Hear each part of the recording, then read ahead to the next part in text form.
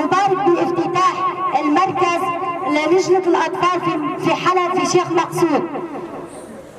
بذكرى تفعيل 12 آذار التي كانت مؤلمة. انتفاضة 12 آذار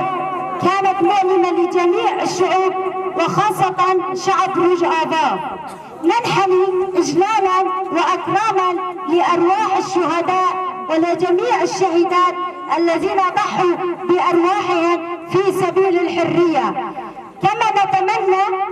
بحرية المرأة وفكر وفلسفة المرأة التي انبنت على المشروع الأمة الديمقراطية الذي بفكر وفلسفة القائد اليوم المرأة وصلت إلى حريتها. واليوم يتم افتتاح مركز أطفال لرعايتهم ولتلبية طفوليتهم من الناحية الثقافية، من الناحية الرياضية، من الناحية الرسم. نتمنى هذا المركز يكون رعاية لجميع الأطفال مثل أمهات شيخ مقصود الذين كانوا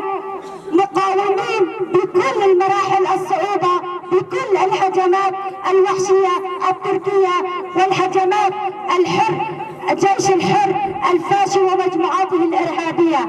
ابروج 12 آذار جبوی کنفوجیا لسر قامش لیاتی کرن ما خواست امی زاروک را کمین که بکن جبوی راستی خاناس بکن جبوی حوالتی خاناس بکن جبوی تد و بعد من هر تشتی ام زنن سال بسال لزاروک تر حرماندن چه کرونا دبه چه حرب دبه چه زلزال دبه ما خواست ام بکمینه بکن جبوی زاروک ورن کو تدو بعلمن تدو زمان کردی ببر زدن وقت بعد بریانینا شهید گل سلمایه ام بجنا خال بر حمی شهیده تطاوینن زدن شهید گل سلما اوجی پر زاروکو حزر لکرک زاروکو تسکنی جبوی بخینن جبوی بعد من ثقافت آخا جبوی بعد من چاند آخا زدن ماخذ هم بکومینه کمیتی زاروک شلر فرعک الحلبی بکن جبوی زاروک تیدا هر کشتی ببینن و داوی داجی هم دبین هم بخیر هاتن آواده کن سرکفتن